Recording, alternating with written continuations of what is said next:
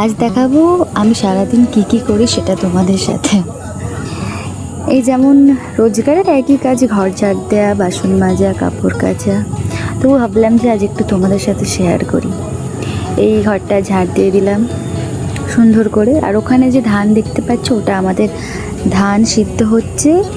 এই রোদে দেবে বলে আজকের, কারণ কদিন ভোর তো খুব বৃষ্টি হচ্ছিল, যার জন্য ধান সিদ্ধ করে রোদে উপরে দিতেই পারছিল না আমার শ্বশুর শাশুড়ি। তাই আজ একটু রোদ উঠেছে, তাই ধানটা সিদ্ধ করে উপরে দিতে গেছে। আর এখানে আমি এই রান্নাঘরটা ঝাঁট দিয়ে ভালো করে পরিষ্কার করছি। কাঠগুলো এলোমেলো হয়ে আছে, কারণ ভিজে ছিল সব কাঠগুলো। রোজ উতো দেওয়া হচ্ছে, তবু যতটা শুকনো হচ্ছে ততটা একটু একটু করে রান্না করা হচ্ছে, তাই ওইদিকে কাঠগুলো একটু এলোমেলোই হয়ে আছে। আমি এই উনুনটা ঝাঁট দিয়ে দিলাম সুন্দর করে। আর ওই যে কড়াতে আছে, ওটা হচ্ছে তাল। কালকের রাতে তালটা উনুনে জাল দেওয়া হয়েছিল, ওখানেই ছিল চাপা দেওয়া। ওটা সরিয়ে ঝাঁট দিয়ে নাতা দিয়ে দিচ্ছিলাম, পরিষ্কার করছিলাম।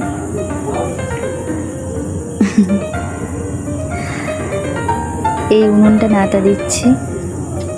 আগের দিনে কাজ গুছিয়ে রাখলেই হয়, কিন্তু আমি কিছু আর গুছোই না, কিছু অল্প কিছু গুছাই আর কিছু আজকের জন্য রেখে দিই।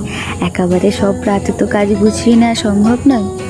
উনুনটা ভালো করে নাতা দিয়ে দিলাম।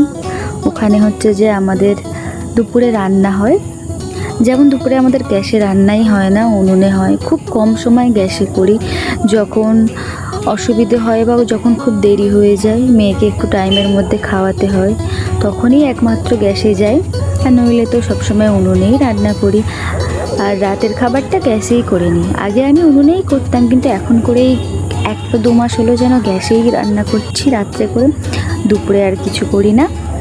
আর এই বিছানাটা গুছিয়ে নিলাম সুন্দর করে। এরকম তুড়ি মেরে কে আমার মতো তুড়ি মেরে বিছানা গুছাই সেটা কমেন্ট করে জানিও কিন্তু তোমরা। এইরকম তুড়ি মেরে সব কাজ সেরে নিলাম। আর চান টান করে জামা কাপড় ধুয়ে এই ছাদে চলে যাচ্ছি জামা কাপড়গুলো মেলে দিতে। আর এখানে এই যে ধান তোলা আছে, আবার বৃষ্টি এসেছিলো ঝিরিঝিরি করে, যার জন্য ধানটা রোদ দেওয়া হয়েছিল, আবার তুলে ওই সামনেতেই রেখে দেওয়া হয়েছে। আর এই ছাদে চলে এলাম। আবহাওয়াটা বেশ মেঘলা মেঘলা, কদিন ভোরই বৃষ্টি হচ্ছে এক ঠায় টানা। জানোই তো বৃষ্টি থামার যেন নামই নিচ্ছে না। এখনও বৃষ্টি যেন পড়ছে ঝিরিঝিরি, তবুও এই যে এত জামা কাপড় ঘরের মধ্যে কোথায় দেবো, সেও এক সমস্যা। তাই সব জামা কাপড়গুলো ছাদে মেলে দিলাম। আর এই যে সুন্দর একটা হাওয়া হয়েছে, বৃষ্টিও হচ্ছে হালকা। ও যতটা শুকনো হয় হোক, আবার রাত্রেবেলা এসে ঘরে মিলে দেবো। আমি এই জামা কাপড়গুলো মিলে দিলাম, ছাদে একটু পায়চারি করছি, ঘুরছি। আবার তো গিয়ে রান্না বান্নার জোগাড় হবে, রান্নাবাটি খেলাও হবে। ছোটোবেলা থেকেই তো রান্নাবাটি খেলা করতাম, বড় হয়ে এটা একটা জীবনের অংশ হয়ে গেছে যে এই রান্নাবাটিটাকে আর ছাড়াই যাবে না। এখানে সবজি কেটে নিলাম, আর এই যে মাছ কেটে পরিষ্কার করে ধুয়ে নিয়েছি। ওটা মাছের ঝোল হবে একটু, আর এই সর্ষে দিয়ে মাছের একটু ঝালও হবে।